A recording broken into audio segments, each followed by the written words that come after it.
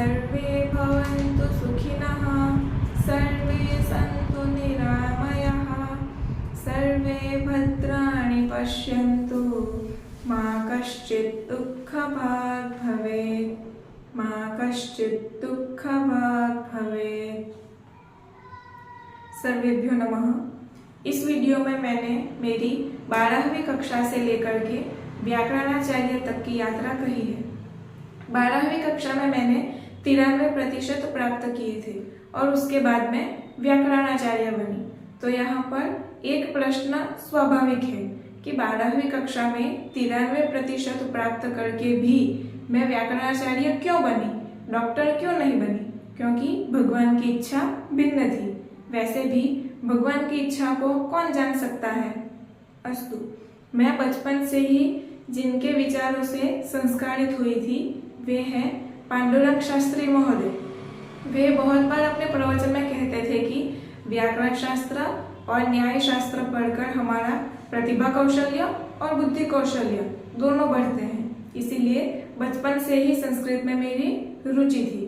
और जीवन जीने के लिए वस्तुओं की आवश्यकता है, लेकिन सिर्फ वस्तुओं के होने मात्र से हमारे जीवन में शांति नहीं आती है।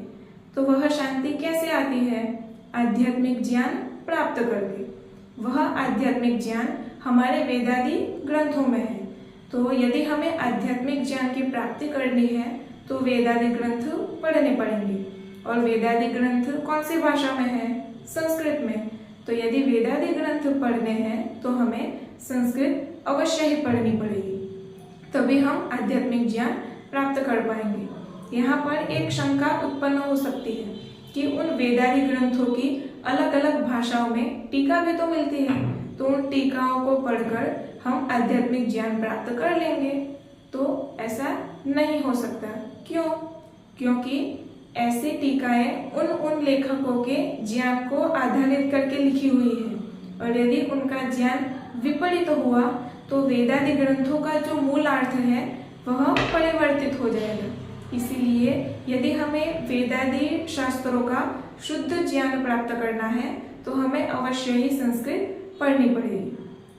मेरे माताजी भी और पिताजी भी कई बार कहते थे कि हमारे जीवन में यदि एक वस्तु कम होगी तो जीवन चल जाएगा, लेकिन हमारा जीवन आध्यात्मिक होना चाहिए।